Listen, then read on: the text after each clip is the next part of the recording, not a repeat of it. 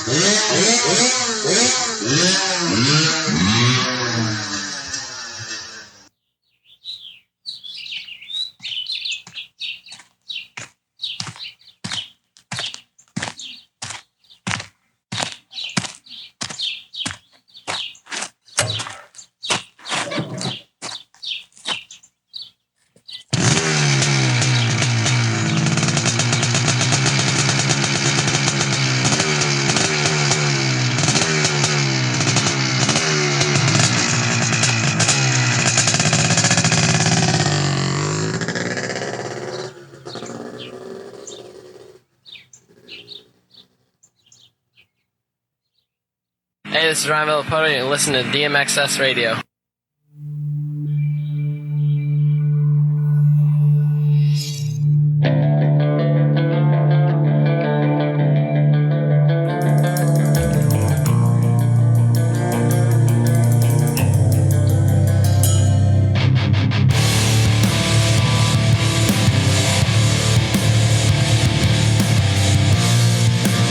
All right, welcome back to DMXS Radio. Appreciate you guys tuning in as always.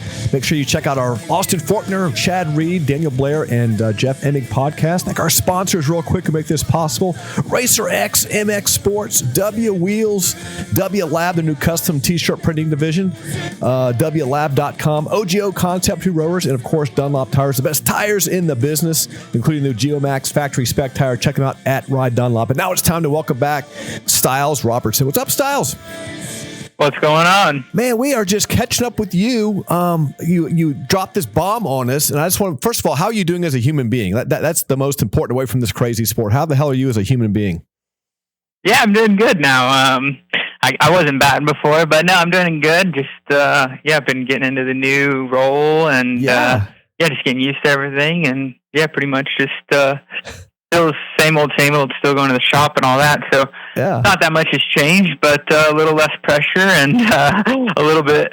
Honestly, now I'm busier, but a little calmer for the most part. Well, here you are having, I guess, everybody think that you retired. Then I check Instagram, and you're out there ripping out on a bike like you're getting ready for Anaheim 1. So what the hell, dude? Yeah, no, we've been doing some testing lately. So actually, my boss, Scuba, Buswell, was giving me a little crap, and I was like, okay, well, I mean, I can show you a lap if you want. So that's kind of how that came about. It was just kind of some jokes, but no, it's been good. It's been fun. It's been different to ride for a different reason now, especially outdoors, not just sending it. Right. So I'm actually having to think more while I'm riding about the bike and about the riders and on what they want. And today actually rode Supercross for the first time since San Diego. Holy shit, that was huge, man. That's huge. How did it feel? Yeah, first time on a 450 too, so I was puckered all day. Okay, let's go ahead and make it interesting, and let's do almost a year and then hop on a 450. Yeah, but it's nice. I can just be a 3-lap warrior now. And just cruise around, and it's not bad. So tell us, you're with Triumph now. What is your official role, or what do you go to the show? What do you do for Triumph? Yeah, my official role is race team test rider. Okay. But along with that, I'm running the VIP program that they're going to do for Supercross and SMX, and then I'm helping out with the amateur program as much as I can too. So, kind of doing a few things. So it's been a lot of fun so far. What is awesome is I know your pro career wasn't very long, but we know you from amateurs. Let's face it, Wes and Verb and Kevin and I know you guys. I've given you tons of hardware. I always do the podiums at Ricky Carmichael's races, and 325 Kawasaki, dude. That's who you were. Yeah. You had all the titles at Loretta's. You won the Horizon Award at Loretta's. I mean, you were that next guy. So I can totally see you as the conduit to amateur racing. I mean, you've been there, you've done that, you were successful. So I love that you have your foot in amateur side too. Yeah, no, I appreciate the kind words. Yeah, no, it's been a lot of fun. When Mike Brown got hurt this this I guess summer. I kind of stepped in and was helping with Deacon Dino. He was already at our place riding, and I got to go to Loretta's and then Ponca.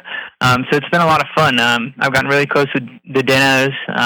Deacon's a really good kid, and now we have Darren Pine, which was really cool for me. I got to do a lot of the initial talks with him after Loretta's, so that was a pretty cool experience. So no, it's been a lot of fun. The amateur stuff is obviously pretty close to my heart. That was my life for so long. So no, it's been good. It's been a lot of fun. It's been cool mentoring them, and especially Deacon. He's a really good kid, and is good with listening. And so getting to know Darren a little bit more as time goes on. He's really good as well. So I think we have a really good crew. Yeah, you think about amateur racing, and you're one of those guys, and I think that's why it was so heartbreaking when you announced your retirement, because you were one of those guys, the smile, the personality, you were genuine, your family's awesome. It was one of those that you were just that guy. And when you see some of the amateur racing guys, it's not always like that. And I've been good friends with Ryan Holiday and Nathan Ramsey and Daniel Blair, all these guys that have their hands in amateur racing. And man, that is almost as important now is your speed, is being a good human being. I mean, because you're not worth the hassle if that's not who you are on and off the track for a team, especially in amateurs. Yeah, 100%.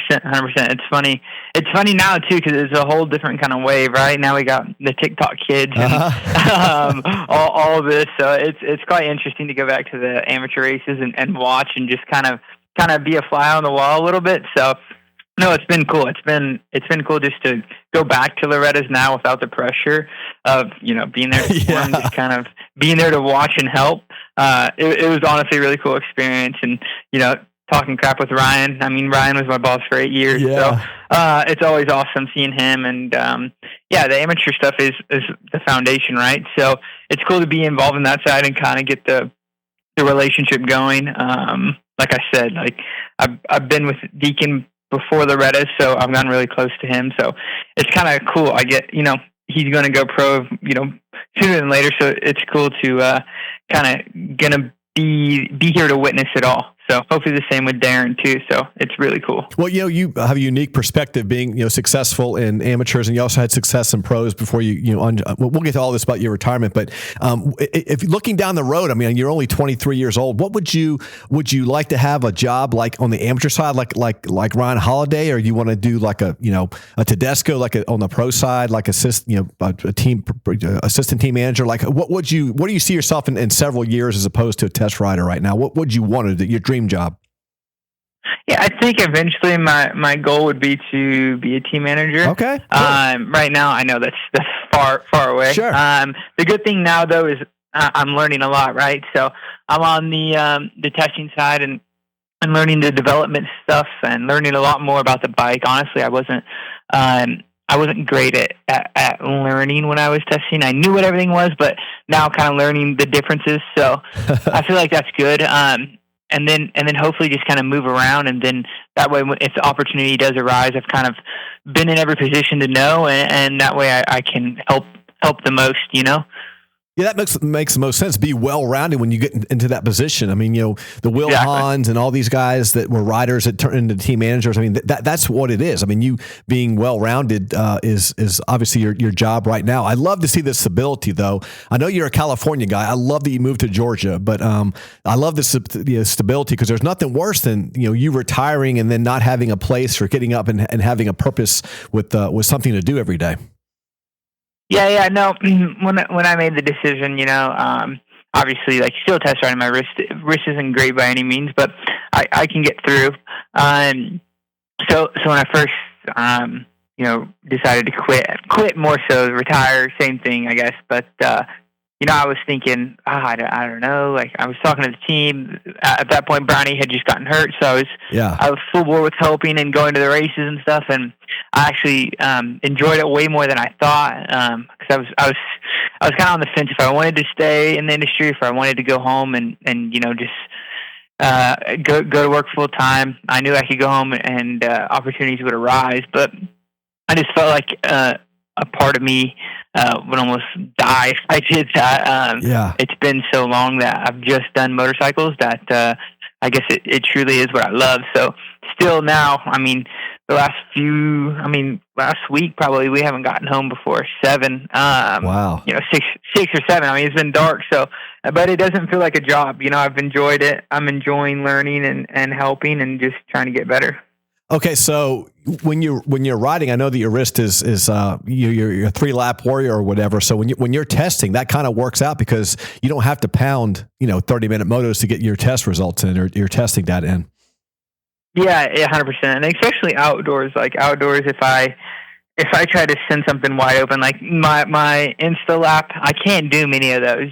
So that's kind of a 1-lap thing, because if I try to just send it into stuff, it'll obviously start hurting. So Supercross 2, I gotta be smart. I can't go try to quad something and go into the face. I know my limits, but yeah.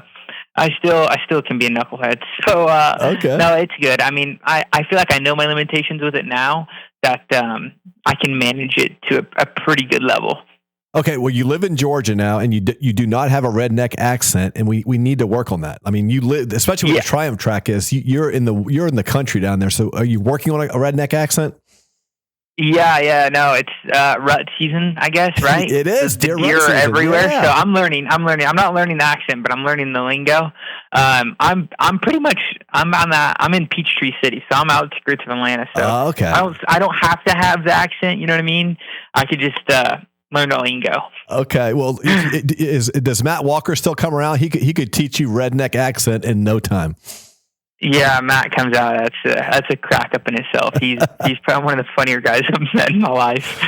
Dude, when he was like riding, I'll tell you a quick story. When we were at Itchicony, it's a sand track in Georgia. I don't know if you ever raced there, yep. But okay, wait. So Stewart was an amateur, and there was a race there at Itchicony, and Matt Walker showed up, and it was a 250 gate drop, and Stewart went off on a 125 and beat him as an amateur at Itchicony, and Matt Walker was parked right next to us. He pulls in, puts his shit on a trailer, and leaves like right after that moto. Like his ego when he was racing was 1,000 times more than it is now, and it's still pretty big. So imagine, getting beat by James Stewart on 125 when he still had braces on, and he's like, "Screw this," and loaded his shit up and left like immediately after getting beat by Stewart on 125. Yeah, I'm sure there were some choice words in between there too. But yeah. Me and Matt actually have, during COVID, he threw a race, and I was messaging him about it before on Instagram. Yeah. And out of nowhere, me and him are just going back and forth, kind of joking around. And out of nowhere, he goes, "If you're scared by a dog." So now every time I see him, I just say, "If you're scared by a dog." That's kind of just our little deal. It's pretty funny. But dude, he was Instagramming, he was DMing me, and he was sending just voice memos of like acting like a chicken, just dude. It was great. So I ended up coming, so he couldn't do it. Yeah. I came to his race, but it was still pretty entertaining. Dude, he's a character, that's for sure. He's his own hype man. He doesn't need a hype man. Matt Walker is his own hype man. No, not at all. He does not need one. I need to make a video out at our track and just make a video similar to the ones he used to do. Just, "This is the best dirt." Yeah. I take over his facility. You know what I mean? Just say, "This is the best dirt." Matt Walker, where you at? That's because he will guilt you into showing up. I mean, that's his thing, is getting riders on the gate. Oh yeah. All right, he's a damn good promoter. Hey, when as far as the injury goes, let's just reset for everybody, because I want to go ahead and catch everybody up. So you tried to in 2023 you got hurt. You started racing, crashing the whoops, getting ready for Supercross. You missed the entire 2024 season. You come back in 2025 on Triumph, race Anaheim, didn't go well, and then you crashed at San Diego, injured your wrist. And then you tried Pala on 3 weeks on the bike, and then you retired. I mean, so the odyssey of that wrist injury when you crashed in the whoops at Pala in 2023, you didn't know it then, but that was pretty much the end of your career. I mean, that's tragic. Yeah, no, 100%. It was. It's crazy to think about. I mean, it's almost been 2 years to the day. I think it's a couple weeks away. I have that date in my head, just imprinted. Yeah, sure. But no, I mean, it was a weird thing, and this is kind of a wild. I don't know how to say it, what the right word would be, but it was funny when I finished Ironman in 23 for Star. I'd like to say that's my last professional race that I actually showed up at.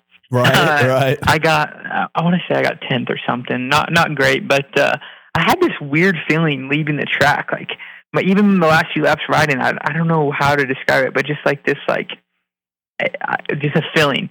And it's kind of funny to look back at now that it was almost. I feel like I knew in a way. No way, Stilez. That is crazy.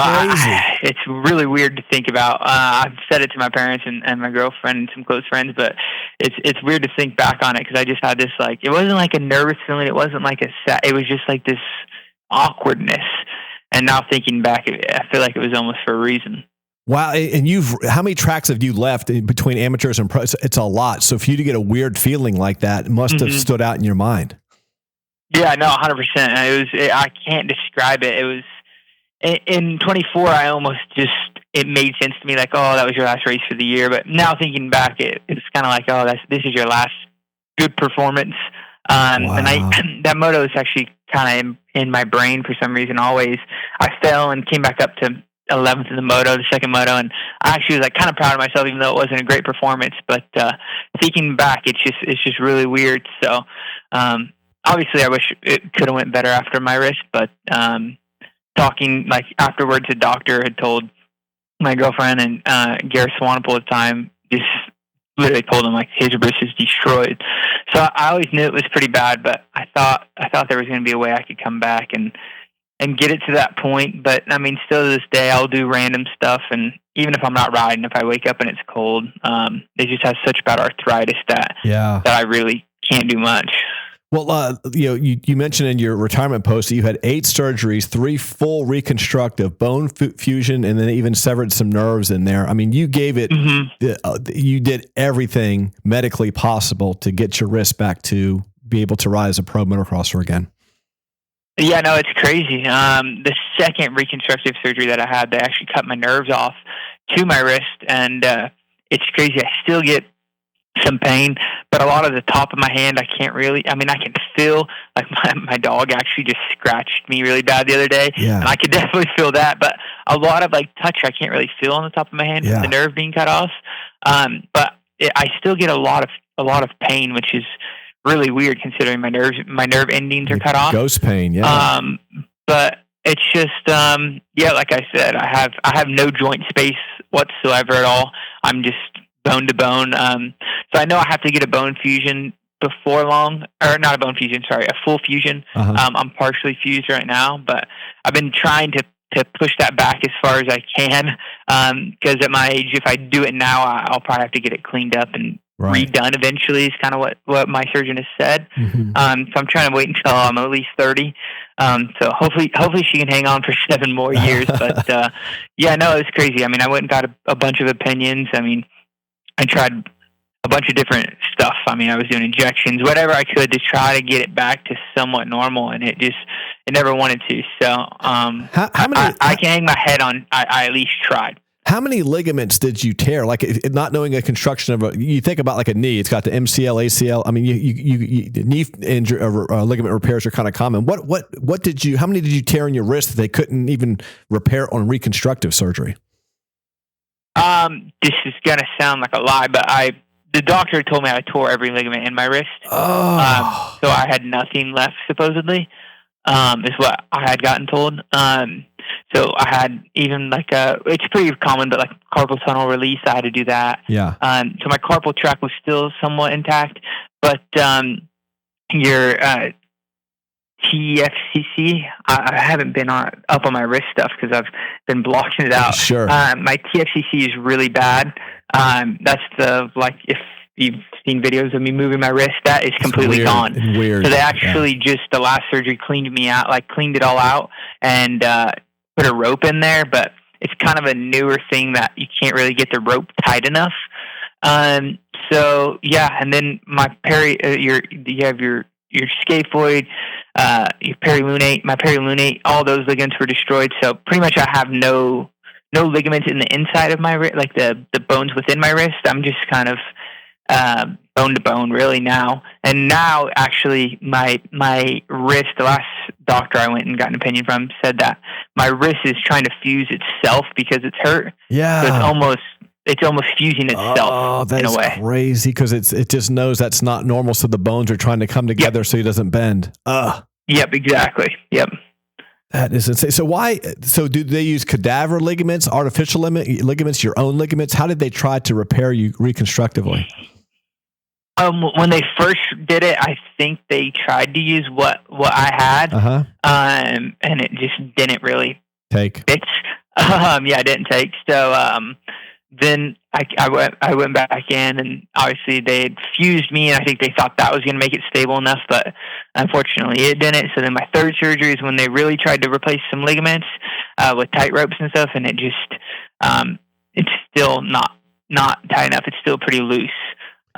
So at this point, they pretty much told me my only thing I could do is fully fuse it, or I could take pretty much the right side of my wrist, the bones out, and I could put this almost an octagon looking thing in there. But the problem is I have pain on my outside of my wrist as well, so it really wouldn't help. Yeah, that's just a Band-Aid. Yeah. Yep. Yeah, I know that Ricky Johnson in our era, he obviously had to retire because of that. Was there any riders in recent history that you could have talked to that knew what you were going through, that gave you some advice, or yours was just blown out?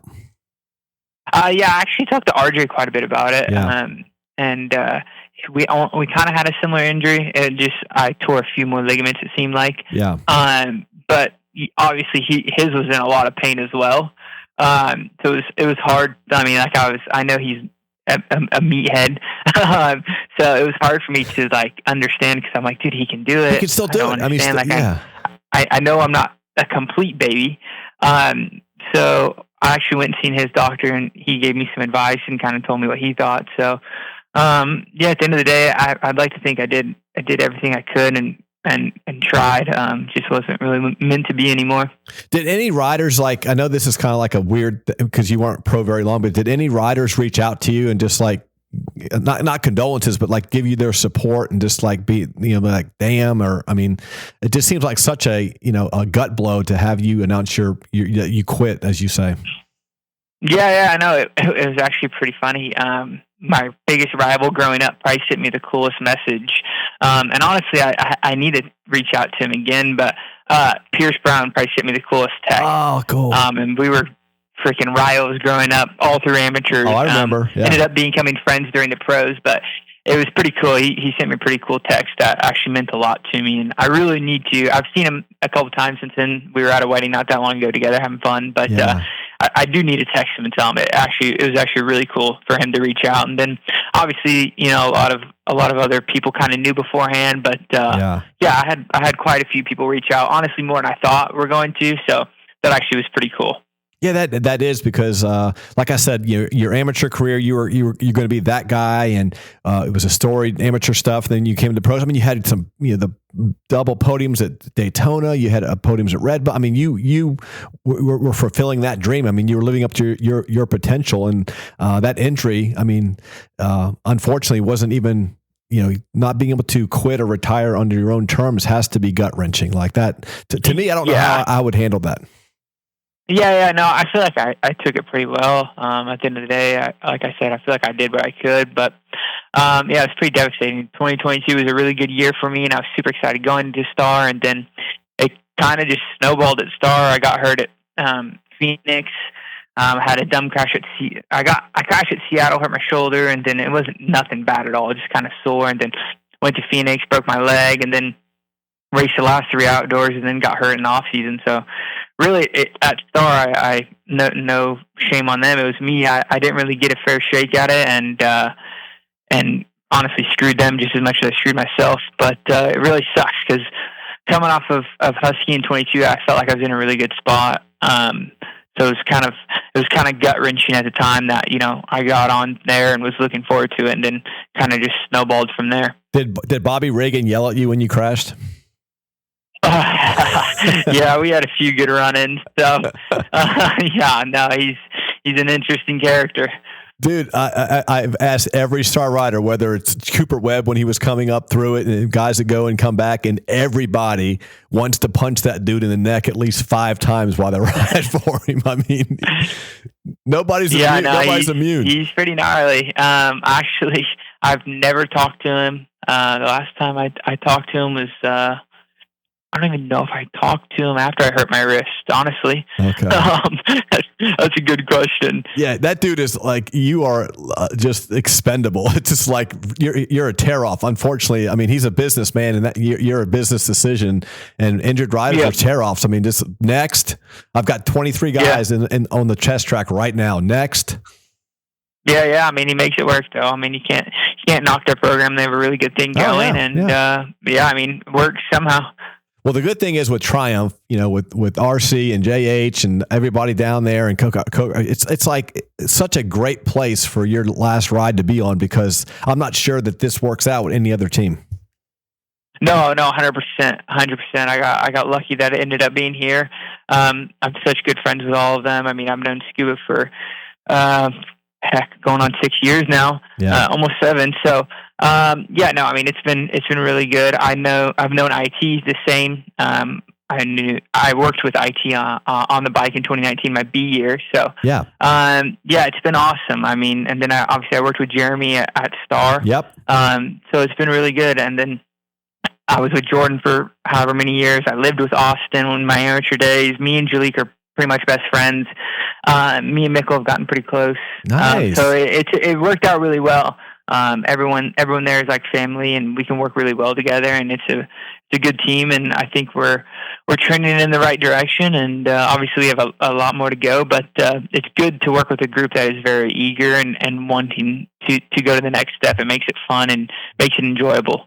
And that's why we follow and love Austin too. And don't know Jalik as well, but Austin and Jordan Smith, we've known those guys since they were on super minis too. And it's just seeing their struggles, then finding great rides like that. And then Austin, I mean, he probably looks at you and says pussy, because look at all the shit he's gone through, and you're like, oh, your wrist is sore. Oh, I'm sorry, I had brain surgery. Your wrist is sore. I'm still racing, but at least you have some camaraderie. Yeah, you at least have some camaraderie with guys that have haven't had an easy path and always found a way back. Yeah, no, it's nice, and I think there's a level of respect there for that. When I could talk to Austin or Jordan, they've been through those, and unfortunately now Jalik with his injuries. So it's nice to almost have those similarities in a way. I can feel for them a little bit, and be there. And I think an important part of a team too is having a good support system. You know what I mean? Knowing not babying them, but at least knowing what they're going through. So I think outside of test riding and all that, I think there's a spot for me to help and just be there for them. Well, anybody that's known you, from mini bikes on, knows that you have a huge smile, you got a great personality and all that stuff. But when you have those dark days, I mean, what makes the light always win out? What makes your positive spirit always win out over all the negative stuff?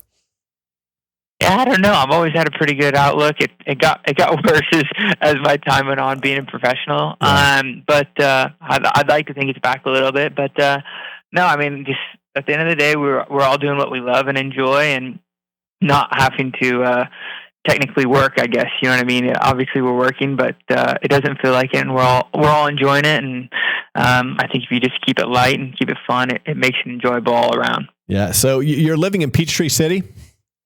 Yes. Yeah. Yep. Here in Peachtree City. So I actually really enjoy it here. It's probably one of my favorite places I've lived so far. Here in Claremont, I've really enjoyed both of them. You don't miss California, do you? I know you got family there, but dude, there's not much to like about California anymore. Yeah, unfortunately not. That's another reason I knew I could move home, but it just wasn't doing it for me anymore. I've been home a few times, and every time I grow less and less fond of it. We can put it that way. So I keep joking with my parents and trying to get them to move, which I think eventually they will too. So. It's way better out here. Who are you living with? I live with my girlfriend, and then one of the mechanics lives with me too. Oh, cool. Yeah, so it's cool. we got a fun little crew. My girlfriend works night shifts, so one of the mechanics moved in with me, and it's been fun. We get good banter, so it's been fun. It's been enjoyable, and they've also been a really good support system through all this. So my parents and my girlfriend have been really good. So how long have you had your girlfriend? And the team, I can really can't really thank all of them enough. How long have you had your girlfriend? 4 years almost. Dude, so she's been through this shit with you. That is awesome. That is good. Yeah, no, she was the one that took me to the surgery for my wrist. I mean, we met in early 2022. So it's been good. She's been there for me and supported me through it all, and let me whine and cry and put up with me. So no, it's big thanks to her. She helped me a lot through all this. We all need a good woman behind us. I mean, and you can support her just as much in her dreams and her life as well. And so even though you dropped that Instagram post of you riding, you're there's no hope or anything that you're coming out of retirement. I mean, you're no. They keep joking with me about doing it, and I just keep saying no. I'm not one of those guys. I'm not doing it. Yeah. The only thing I've said I would do, and this is a big if, is if 450B practices first at Southwick 1 year. I've rode a lot that summer. I just want to go do first practice at Southwick, qualify P1. Probably wouldn't even happen, but I'd like to think it could happen. Just first lap send the outsides. So that's the only thing I keep joking about. But no, I have no, not even a thought, and I don't think I'm going to, especially Supercross. But motocross, you never know. Maybe just one fun one day. That is. What do you think of that 450? I mean, you guys are going to stepping up this year. Yeah, no, it's crazy. The first time I rode it, I was like, "Holy cow!" I had in my head what I thought I was gonna think it was gonna be like, but no, it's really good. Trying to, as a brand, is pushing really hard, and they're not afraid to pull out all stops. So I think we're in that part of development, and in that part of the process of, hey, we've been here now 2 years. We're introducing the 450 program, and hopefully this year goes good with it. And then I think, 2026 we're fully after, and I think 2027 it's going to be, really, really good. Obviously this year is going to be good too, but I think they're just building such a good foundation and pushing so much that in the future it's going to happen for sure, whether it be 2026, 2027, whatever. I think we're in a really good spot. We're still so new that, in my opinion, we have to be realistic next year with the 450 and just hope everything goes good and keep building from there. Yeah, just keep your guys healthy. I was telling RC at Daytona this year, I announced to do the podiums down there. I was saying, you guys just need to stay healthy enough to get some momentum. It's like, Jordan had some great, obviously bursts of energy and some great results for you guys, and Jalik as well. Yep. It's like, just stay healthy so you guys can get some momentum. Yeah, 100%. I think that's the name of the game, right? Especially coming from me, I'm one of those that know that, and no, hopefully we can. I know outdoors was really cool. There was one round where we were all in the top 10, or all the guys were, so that was really cool. I think going forward too, we're pushing from all aspects, whether it be R&D to training to bike development, just everything. Everyone's pushing really hard, so it'll come. Just takes time. Obviously, we're still new, and we're still full steam ahead. So I think it's only a matter of time. That is awesome. I'm so glad you found that home after your career. We pull for good people, and you were definitely one of those guys, Stilez. And I'm glad that this is all working out. And your attitude, I just knew that you were going to stay positive. And I just talked to Austin not long ago, and I'm just amazed at how you guys are so resilient. How your character and your spirit is never broken by these adversities. And you got a super good gut punch at 23. And I just love how your positive spirit has prevailed, and you're looking forward to the future. And that's all you can do. And I'm glad that that's at the point of your spear right now. Yeah, thank you. I appreciate that, and we're looking forward to it. I'm looking forward to growing more, and just learning. All right, we'll give you the Dunlop 5 questions and get you out of here. So Dunlop, the best tires in the business, including the new Geomax factory spec tire. Check them out at Ride Dunlop. What is the most prized jersey you own that's not yours? What's that? I have a Villapoto jersey at my parents' house that I've kept forever, and a Wyndham one. So that's a pretty hard one. I got Wyndham and Villa. So did they give them to yourself? Did you? How'd you get them? They gave them to yourselves? The Wyndham one, I'm not honestly 100% sure. The Villapoto one, at the time I got it through Volcom. I want to say when we were both on Volcom. So it's a really cool one. I was a big RV guy or RV fan growing up.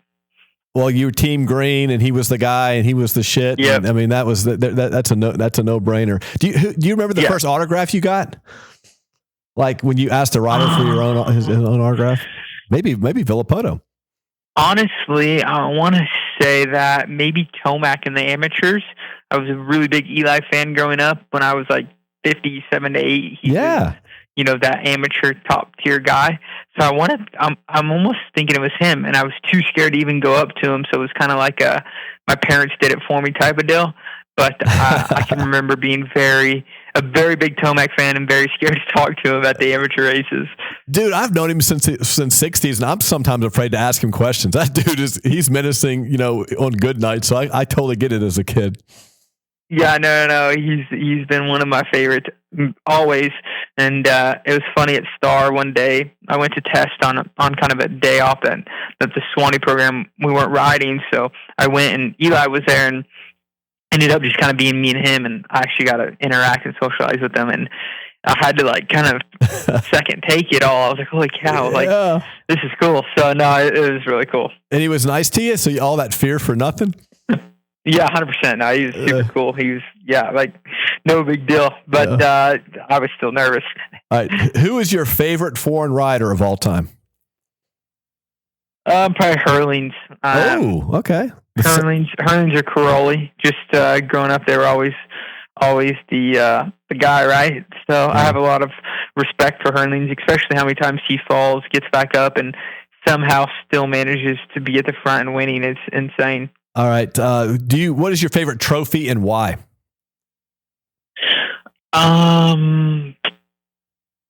Honestly, probably the first Loretta Lynn's championship trophy. Ooh. It's like gold.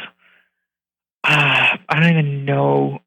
Gold. It's like maybe engraved wood, but it's gold. Like they painted it or something. It's carved. It's pretty sick. That's probably one of my favorite ones. And then you can't go wrong with the Mammoth Bears. I got a few of those. Yeah. It's really cool. Yeah, the outdoor trophies are so much cooler than Supercross trophies. I mean, outdoor nationals and amateur national trophies are so much better than Supercross trophies. Yeah, I kind of got screwed. My Redbud trophy's not that cool, so partially my fault. I should have got more podiums, but the one podium I did get at Redbud, it's just like a metal engravement on a I don't even know what kind of metal you would describe it as, but actually I cut my thumb super bad on the podium that weekend too with the plaque. So it wasn't that cool. And then my Daytona ones are identical. So you can't even tell them apart unless you look at the year. So I kind of, my professional ones, I didn't really get any cool ones. And then the Supercross one at Anaheim was just basic. So not very good. I should have done good at Hangtown or something with the really cool ones. Hey, how much of your memorabilia, do your parents have all your trophies, your amateur stuff? I mean, how much stuff do you have, all your old gear and stuff? Yeah, actually, my parents have all my amateur trophies. Cool. And then I have all my major number one plates from amateurs in my room at my parents' house. Yeah. But in my parents' office, they have all my that's awesome amateur championships, like the cool ones, like the Mammoth Bear, the wakeboard from the Lorettas, and all that cool stuff. Hey, I was just going to bring up the wakeboard. Those were the coolest ones to give out. Yeah. So I got the wakeboard, and then there's another cool one, maybe from Mesquite one year, I think, for World Minis when it moved there. Had some cool trophies. So that's awesome. I actually have some pretty cool ones at my parents' house. And then the gear is a touchy subject. I have a lot of my old gear. Yeah. But every time I come home, my dad gave something away or something. I I was driving home one day, and I look over, and a kid has a Monster helmet on at the stop sign, and I'm just like, I look, and it was one of my little cousins, so it was hilarious. But I was just like, who is this in a Monster helmet? And then I go home, and my dad's like, yeah, I gave him a Monster helmet, and I'm just laughing. So it was always funny to me. I'd go over to their house, and they just have Monster helmets on, so it was pretty entertaining. But yeah. Cool. All right, the last question is, how do you want to be remembered with the sport? That's a good question. I don't really know. I guess just as someone that always cared and always tried. I like to think that I always put my best foot forward and always gave it 100% of effort, regardless of what anyone said. I was always trying my hardest and always trying to enjoy it.